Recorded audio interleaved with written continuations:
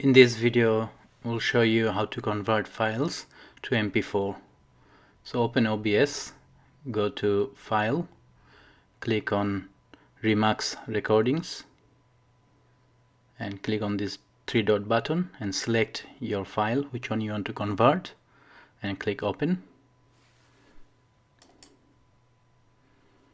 These are the files you can convert: .mov, .mkv, .ts, .m3u8, and it will convert to mp4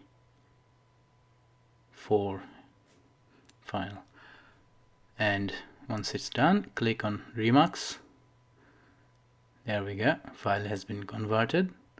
To check, I'll go to File, Remix, open Show Recordings, and as you can see here, that's the old file and the new one next to it. So we'll go to Properties. As you can see, this is a .mkv file, and the next one is .mpv4 file. This is how you can convert files to mp4. Thanks for watching, guys. Please subscribe and give it a like. Peace.